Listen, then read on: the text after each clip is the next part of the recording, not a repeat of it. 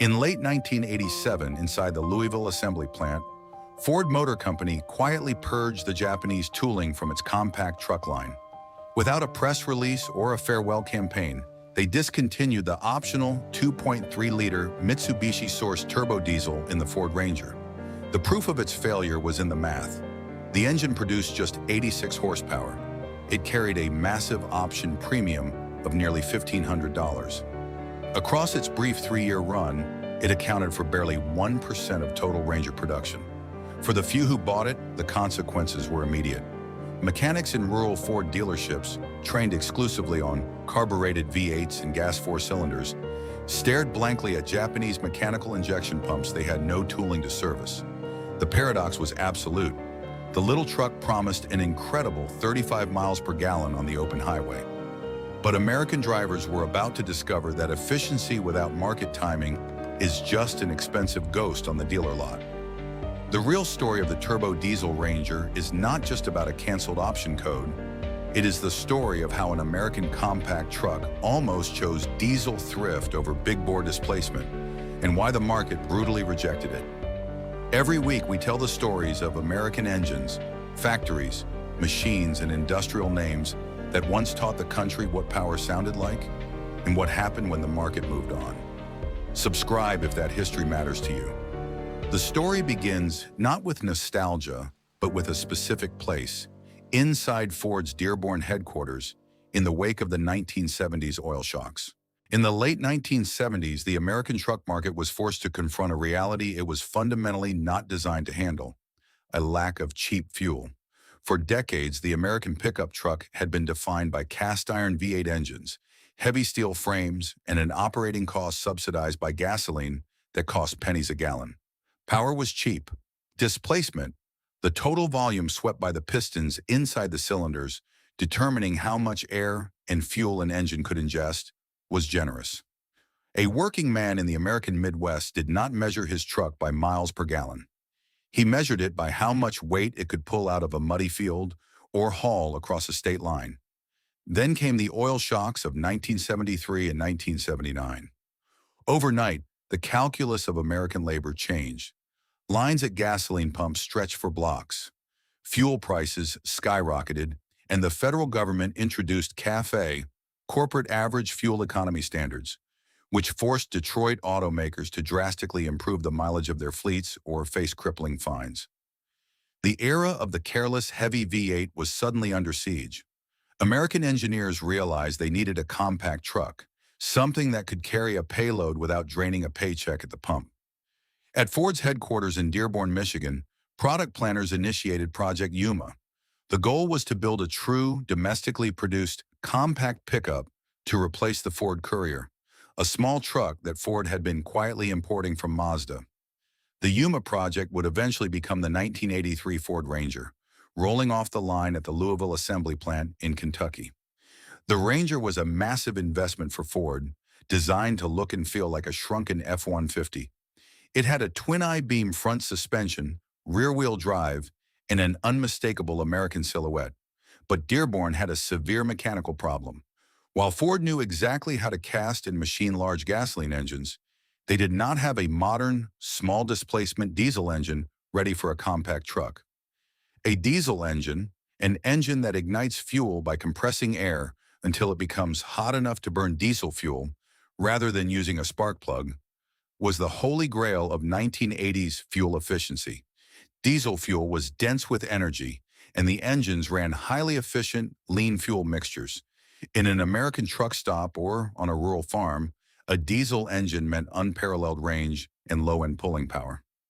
Chevrolet had already recognized this, offering an Isuzu-sourced diesel in their new S10 compact truck. Toyota and Datsun were flooding the West Coast with small, indestructible Japanese diesel pickups. Ford could not afford to launch the Ranger without a diesel option to claim the highest possible fuel economy numbers. So, in 1983, for the very first model year of the Ranger, Ford reached out to Mazda and Perkins to supply a 2.2-liter, naturally aspirated diesel 4-cylinder engine. A naturally aspirated engine, a design that relies entirely on atmospheric pressure to pull air into the combustion chamber without the help of a turbocharger, is mechanically simple and historically durable. But in the 1983 Ford Ranger, it was a profound disappointment. The Perkins 2.2-liter diesel, known internally as the 4.135, produced a dismal 59 horsepower. In the context of American geography, 59 horsepower was not just slow, it was a liability. On the vast high-speed interstate system, a fully loaded 1983 Ranger with the Perkins diesel struggled to maintain 60 miles per hour on a slight incline. Truck drivers found themselves dangerously outpaced by highway traffic. Farmers who bought the truck for its impressive fuel economy soon realized that crossing a Midwestern state took significantly longer, accompanied by the loud, rattling clatter of an underpowered engine fighting for its life. The market rejected it almost immediately. Ford needed a replacement, and they needed it fast. They required a small diesel engine that could deliver the promised 30-plus miles per gallon, but with enough power to safely navigate an American highway. They found their answer in Tokyo. Mitsubishi Motors Corporation had been developing a highly advanced, rugged family of small diesel engines known as the Sirius or 4D55 series. Mitsubishi was no stranger to heavy industry or precise machining. They had built a 2.3-liter, specifically 2,146 cubic centimeters, four-cylinder diesel engine that utilized a cast-iron block and an aluminum cylinder head. More importantly, unlike the sluggish Perkins engine, the Mitsubishi 4D55 was a turbo diesel. A turbocharger, a device driven by hot exhaust gases that forces more dense air into the engine, changes the fundamental math of a small diesel. By forcing more air into the cylinders, the engine can burn more fuel per stroke, drastically increasing power output without requiring a larger, heavier engine block. For the 1985 model year, Ford struck a deal with Mitsubishi to import the 2.3-liter 4D55T turbo diesel and install it in the Louisville-built Ranger. The transformation was dramatic. The new Mitsubishi engine bumped the power output to 86 horsepower and a highly usable 134 pound-feet of torque. Torque, the twisting force that a driver actually feels when accelerating from a stoplight or pulling a trailer, was the critical metric for a truck. With 134 pound-feet of torque, the Ranger Turbo Diesel finally felt like a capable machine. Surviving dealer literature from 1985 shows Ford heavily promoting this new Japanese heart. The truck was rated to achieve deep into the 30-mile-per-gallon range on the highway. For a brief moment, the American small truck market seemed perfectly aligned with global diesel technology. A farmer in Kansas could buy an American-assembled truck, featuring a rugged Japanese industrial engine, and run it all week on a single tank of farm-grade diesel. The crates of Mitsubishi engines began arriving in Kentucky. The Louisville assembly workers bolted the Japanese four cylinders between the frame rails of the Ranger, wiring up the mechanical injection systems and the heavy-duty starting batteries required to turn over a high-compression diesel block on a cold morning. Dearborn had found its compact diesel power plant in Tokyo, but fitting Japanese industrial precision into American truck culture would demand a compromise nobody had planned for. The engine that arrived on the loading docks of the Louisville assembly plant for the 1985 model year was unlike anything Ford had ever built for a small truck. Internally designated as the 4D55T by Mitsubishi Motors Corporation, the power plant was a 2.3-liter inline four-cylinder engine. An inline engine, a design where all the cylinders are arranged in a single, straight row, is inherently narrow, making it ideal for the tight engine bay of a compact pickup. Exactly 2,146 cubic centimeters of displacement were housed within a heavy cast-iron block. The block, the main physical structure of the engine that contains the cylinders and bears the violence of combustion, was cast from iron to handle the immense internal stress of the diesel cycle. But to save weight over the front axle of the Ranger, Mitsubishi capped that iron block with a cylinder head made of aluminum. The most defining characteristic of the 4D55T was its compression. The engine utilized a staggering 21-to-1 compression ratio. Compression, the squeezing of air inside the cylinder before the fuel is injected, is the lifeblood of a diesel engine. Because diesels do not use spark plugs, they rely entirely on the heat generated by heavily compressing air to ignite the fuel. Squeezing the air 21 times tighter than its resting volume generated intense thermal energy. But that high compression required a specific ritual. In an American driveway in the dead of winter, a driver could not simply turn the key and immediately crank the engine. The Mitsubishi diesel required glow plugs, small electric heating elements located inside the swirl combustion chambers, to warm the air before the first start.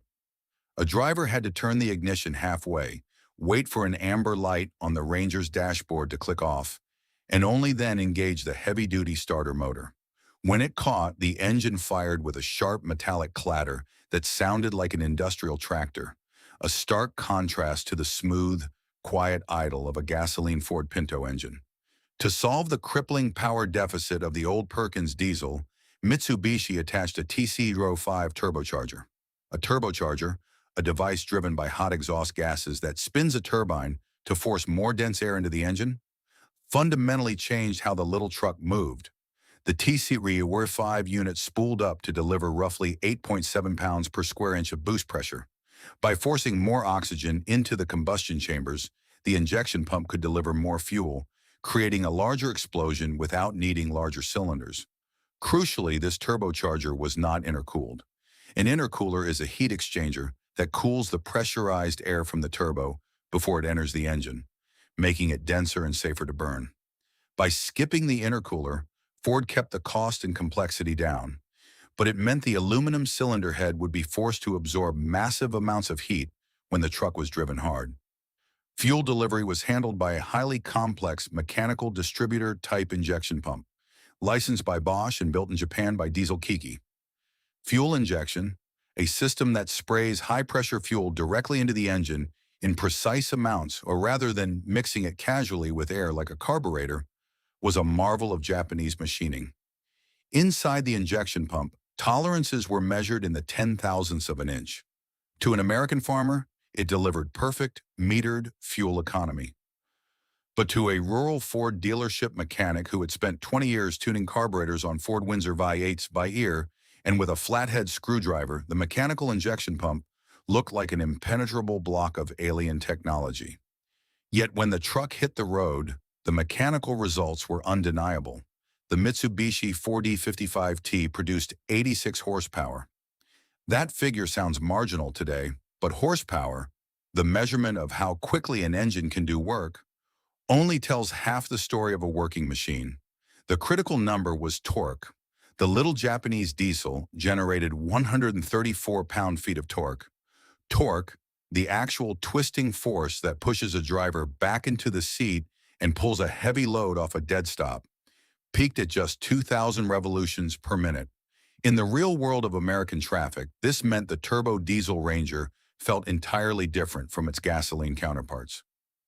The standard 2.0-liter and 2.3-liter Lima gasoline engines in the Ranger had to be revved high, screaming at the top of their RPM range just to merge onto Interstate 70. But the turbo diesel thrived at low speeds. A carpenter hauling a bed full of lumber out of a muddy job site did not need high RPM horsepower. He needed low-end grunt.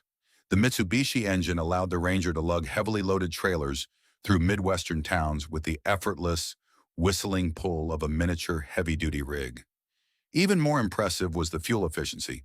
Ford's engineers and marketing teams had finally achieved the holy grail they sought when they launched Project Yuma. The two-wheel drive Ranger equipped with the Mitsubishi turbo diesel and a 5-speed manual transmission was rated by the EPA at an astonishing 39 miles per gallon on the highway. In the early 1980s, diesel fuel was significantly cheaper than gasoline in the United States. A commuter driving 70 miles a day for work could buy a turbo diesel Ranger, fill the dual fuel tanks, and drive for more than 500 miles before ever needing to look for a truck stop. The operating costs were pennies on the dollar compared to a traditional American V8 pickup. For the engineers in Dearborn, the engine solved the CAFE regulatory puzzle. For the assembly workers in Louisville, it was a new rhythm of wiring heavy glow plug relays and routing turbo oil lines. For the American consumer who understood the mechanical rhythm of a diesel, it offered a rugged, commercial-grade power plant wrapped in a comfortable, garage-friendly footprint. On paper, the turbo diesel Ranger was an engineering triumph of thrift, But an engine on a drafting board never has to survive the brutal economics of an American showroom floor. By mid-1985, the floor of Ford's Louisville assembly plant in Kentucky operated with a divided industrial rhythm. On one side of the line, workers dropped cast-iron 2.3-liter Lima gasoline engines into the engine bays of the standard Ford Ranger. On the other side, crates arriving directly from Mitsubishi Motors in Tokyo were unsealed, revealing the 4D55T turbo diesel. These Japanese engines required an entirely different assembly choreography. Factory workers had to route heavy-gauge electrical harnesses to support the high-amperage glow-plug relays, install specialized fuel lines that could handle dense diesel fuel, and fit the heavy-duty dual batteries required to crank a high-compression block in the freezing American winter. The sheer scale of this logistical effort proved how desperately Dearborn wanted a foothold in the small diesel market. When the 1985 turbo diesel Ranger hit the dealer lots, the automotive press immediately noticed the shift. Magazines like Motor Trend and Popular Science took the truck onto the highway and reported a bizarre but fascinating driving experience. The truck possessed the distinct metallic rattle of a heavy-duty highway rig, yet it fit perfectly into a suburban driveway. It was undeniably slow off the line, taking nearly 20 seconds to reach 60 miles per hour, but once in fourth or fifth gear, the turbocharger, spooling with a faint, high-pitched whistle, allowed the truck to hold its speed up long grades without the driver needing to constantly downshift. The American consumers who walked into Ford dealerships and signed the paperwork for this specific option code were not casual buyers. The Mitsubishi engine carried an option premium of nearly $1,500. In 1985, when a base model Ranger could be purchased for around $6,000, adding a $1,500 engine was a massive financial commitment. It meant the buyer was calculating their return on investment strictly through fuel savings. This created a unique demographic of owners. The turbo diesel Ranger found its home not with weekend hardware store shoppers, but with high-mileage commuters, independent carpenters, and small-scale farmers across the Midwest. A farmer in rural Ohio could fill the Ranger's dual fuel tanks, a popular factory option that provided roughly 30 gallons of total capacity, and drive for well over 800 miles on the highway before the needle touched empty. In a landscape defined by vast distances, that kind of mechanical range was revolutionary. At an American truck stop along Interstate 80, the Ranger Turbo Diesel sat in a strange middle ground.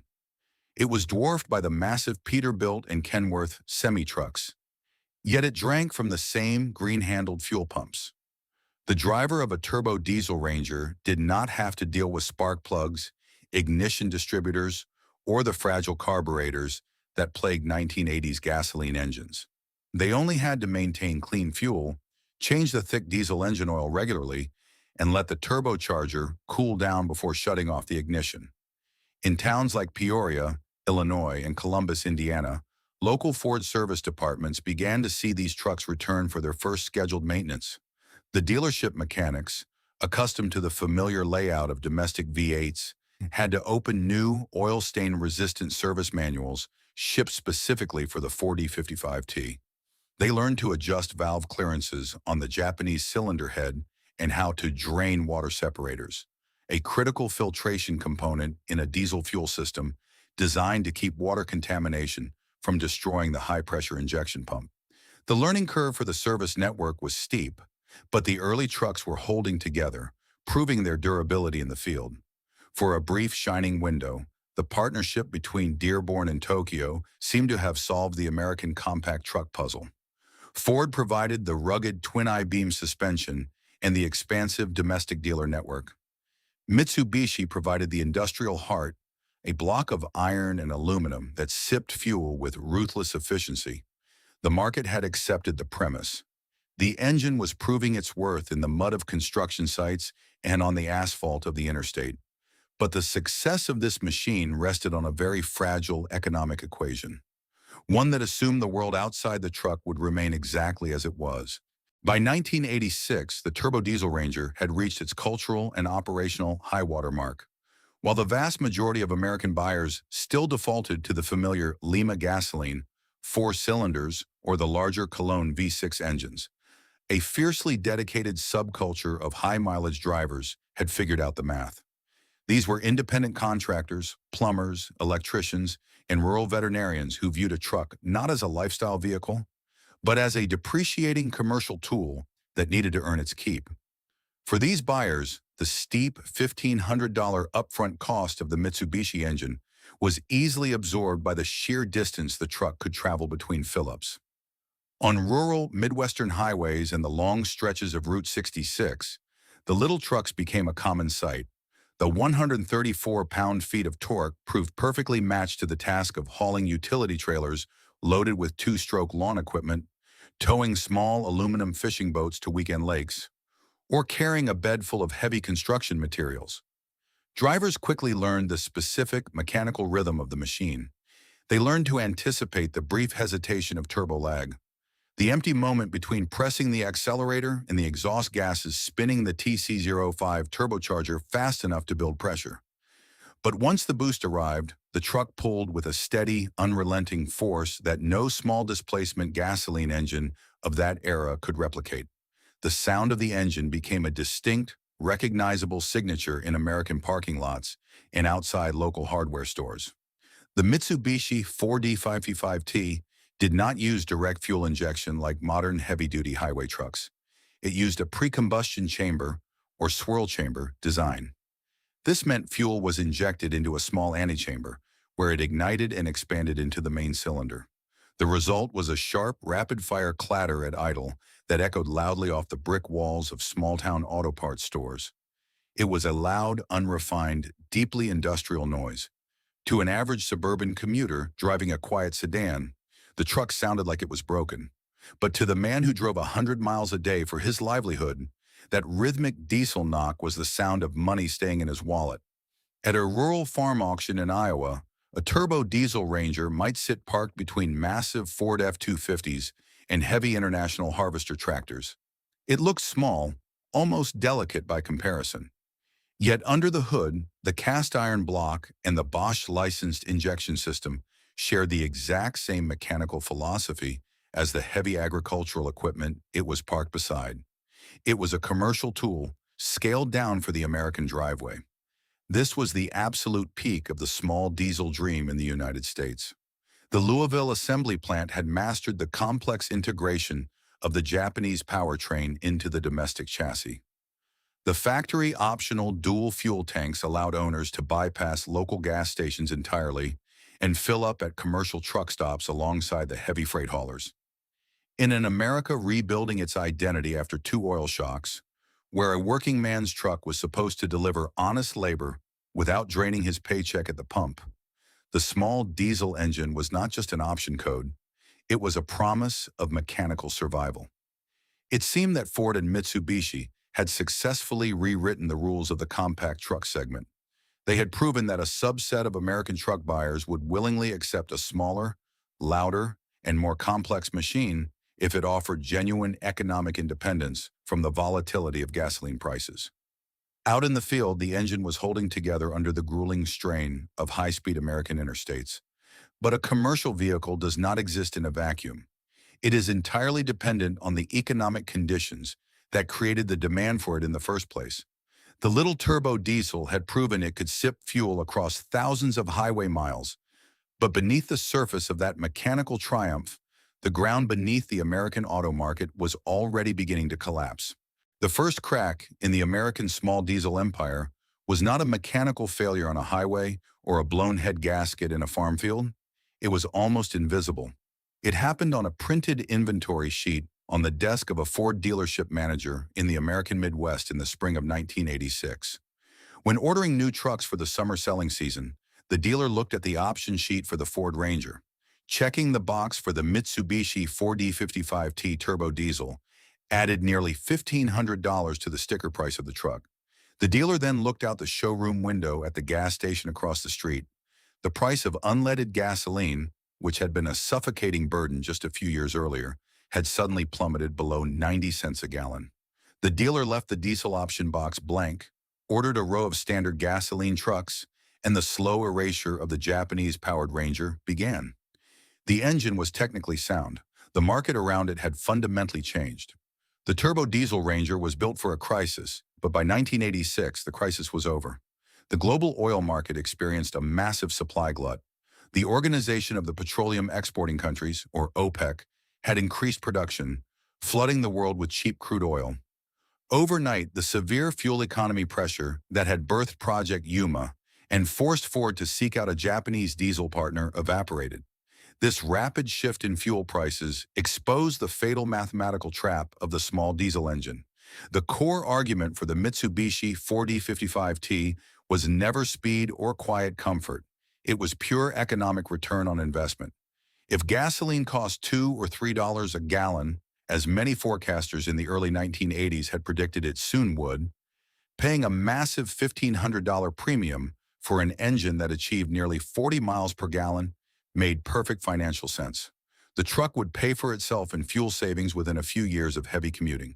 But when gasoline dropped to roughly 89 cents a gallon, that math violently inverted. At those fuel prices, a driver would have to drive a turbo diesel Ranger well over 100,000 miles just to break even on the initial purchase price of the engine. For the average American consumer walking into a dealership, the economic incentive to tolerate a loud, slow, heavy-duty commercial engine vanished.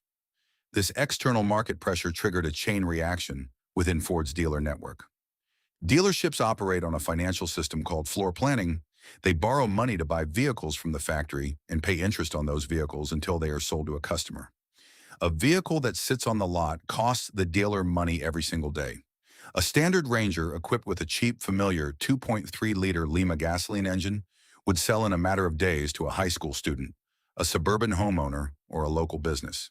But the turbo diesel Ranger was a specialized tool. When a salesman turned the key to demonstrate the truck to a casual buyer, they first had to explain the glow plug waiting period.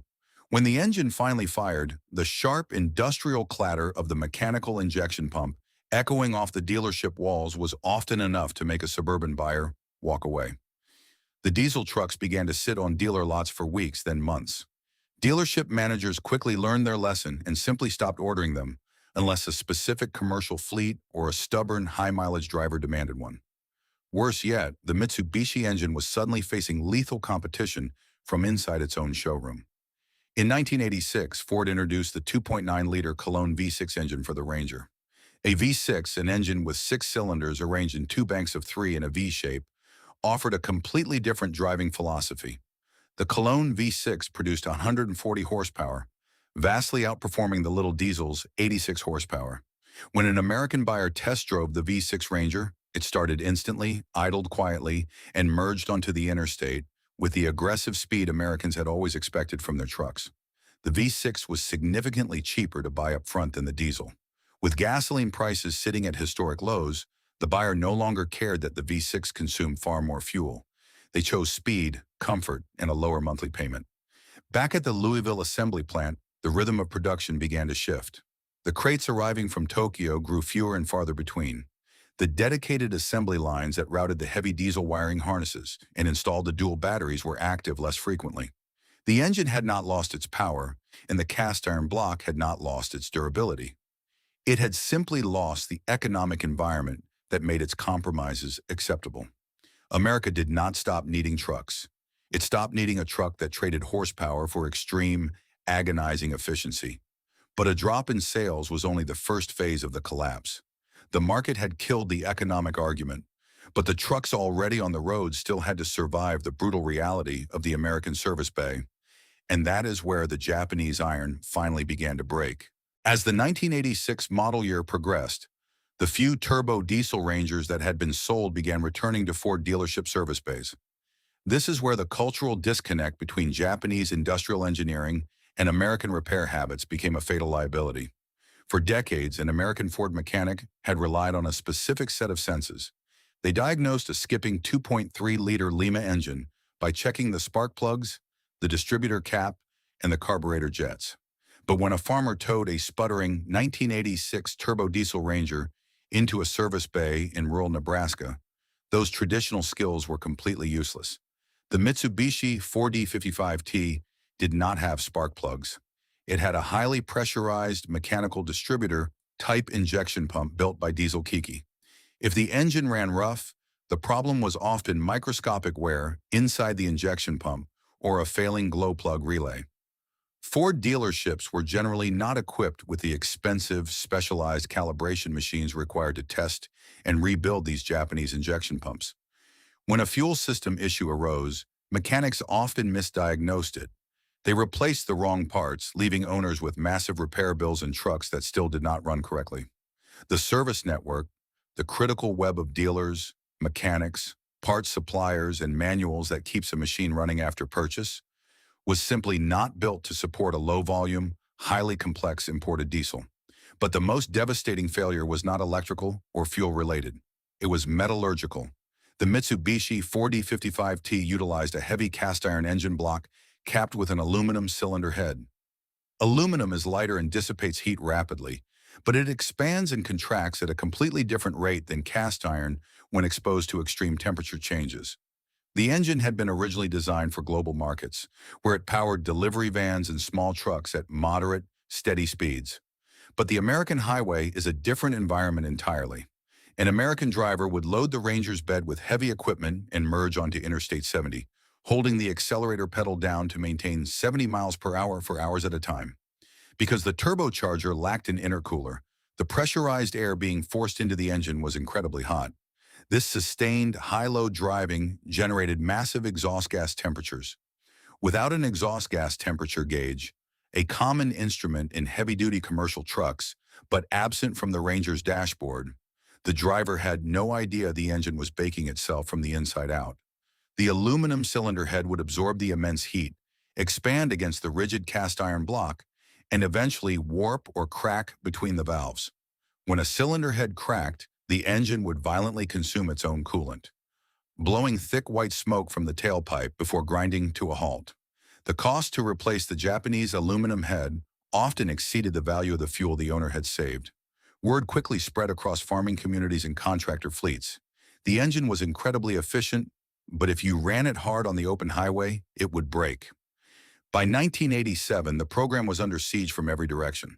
Force 1, the manufacturing and warranty costs, was bleeding the program dry as dealers submitted claims for cracked cylinder heads. Force 2, the dealer and service network, was actively resisting the engine because it was too difficult to sell and too complex to repair. Force 4, the global fuel market, had erased the economic incentive with cheap gasoline. Then came Force 3, regulation.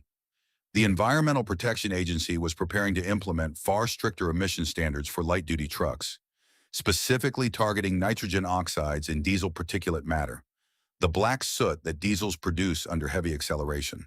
To make the mechanical Mitsubishi engine compliant with these looming late 1980s regulations, Ford would have had to invest millions of dollars into exhaust gas recirculation systems or particulate traps. The math no longer worked. The new 2.9-liter Cologne V6 was selling in massive numbers, delivering the immediate horsepower American buyers actually wanted. In late 1987, Ford made the quiet, unsentimental decision to end the experiment. There was no press release. There was no final commemorative edition. The Louisville assembly plant simply stopped ordering the crates from Tokyo. The heavy-duty wiring harnesses were removed from the assembly line. The diesel option code was quietly erased from the 1988 dealer order sheets. The gas prices fell. The V6 took over. The warranty claims rose. The rules got tighter. The dealers stopped ordering. The factory line moved. The Japanese tooling was purged. The badge was removed. The engine still ran. The world it powered was gone.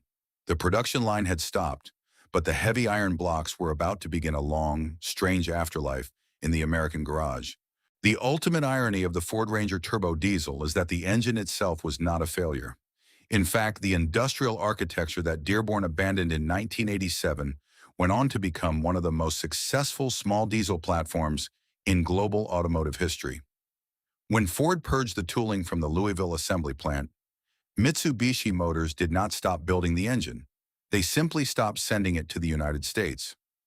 The 2.3-liter 4D55 evolved into the 2.5-liter 4D56. Over the next 3 decades, that same basic cast-iron block and aluminum cylinder head would power millions of Mitsubishi Pajeros, Montero SUVs, and L200 pickup trucks across South America, Asia, and the Australian outback.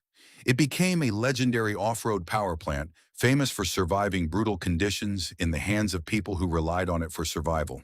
The engine conquered the Dakar Rally and hauled freight across unpaved continents.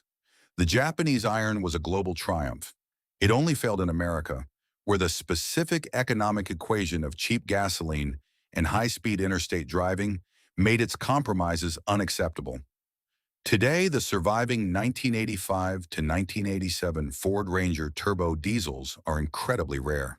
Because they were commercial tools, most of them were driven into the ground. When the aluminum cylinder heads finally cracked, or the frames rusted out from Midwestern road salt, the trucks were dragged into junkyards and crushed. But a small, fiercely dedicated enthusiast community refused to let the experiment die. On vintage truck forums like the Ranger Station, a subculture of mechanics and restorers still trades information on how to keep these Japanese-American hybrids alive. Sourcing parts is a global scavenger hunt. An American owner in rural Ohio might have to import a replacement aluminum cylinder head from a parts distributor in Europe, or order rebuild kits for the diesel Kiki injection pump directly from Japan. They modify the trucks, retrofitting modern intercoolers, heat exchangers that cool the intake air, to solve the original overheating problems that plagued the engine on the highway. This preservation effort is not simply nostalgia for a weird, obscure option code. An old turbo diesel Ranger, still running on farm-filtered fuel, is a physical argument about what an American pickup truck used to be. Today, the American truck market is dominated by massive, leather-lined luxury vehicles. They feature crew cabs, heated steering wheels, and twin turbocharged gasoline engines producing over 400 horsepower. They are lifestyle vehicles designed for comfort and speed. The 1985 Ranger Turbo Diesel represents a lost timeline. It is a reminder of a brief moment when Dearborn and Tokyo believed that a truck could be a pure, uncompromised tool of labor. It proved that there was a time when a working man would willingly endure a loud, clattering engine, sluggish acceleration, and a stiff manual transmission solely for the financial independence of achieving nearly 40 miles per gallon. The truck was not an identity statement. It was a balance sheet on four wheels. The most fascinating footnote to this story happened 3 decades later. By the late 2010s, federal fuel economy standards were tightening again. In 2018, Ford announced it was finally bringing a small diesel back to its light-duty truck lineup, offering a 3.0-liter Power-Stroke diesel V6 in the F-150. It was a completely modern engine, packed with electronic controls, producing 250 horsepower and a massive 440 pound-feet of torque. But history repeated itself with brutal precision. The new diesel option carried a massive price premium of $4,000. The emissions equipment required to make it legal, complex diesel particulate filters and exhaust fluid injection systems, made it incredibly expensive to maintain. Gasoline prices in the United States remained relatively affordable, and Ford's own gasoline engines had become highly efficient. The consumer math simply did not work. Dealerships struggled to sell them. In 2021, after just 3 years on the market, Ford quietly discontinued the F-150 diesel option. The exact same market forces that killed the Mitsubishi experiment in 1987 returned to kill the Power Stroke in 2021. An engine is never just a block of iron and moving pistons. It is a machine trapped inside a system. No matter how perfectly it burns fuel, how durable its castings are, or how much torque it delivers, it cannot survive if the world outside the cylinder walls changes the rules. The diesel badge was stripped from the fenders. The Japanese tooling was packed away. The cheap gasoline won. The American market moved on. But somewhere in a Midwestern garage, a piece of that lost empire still exists. Sitting on a homemade engine stand, a cast-iron Mitsubishi 4D55T block rests under a layer of dark, heavy oil. Beside it lies a yellowed, grease-stained 1985 Ford service manual, open to the pages on mechanical fuel injection, waiting for a Saturday morning, and a mechanic who still remembers what that kind of efficiency sounded like. See you in the next one.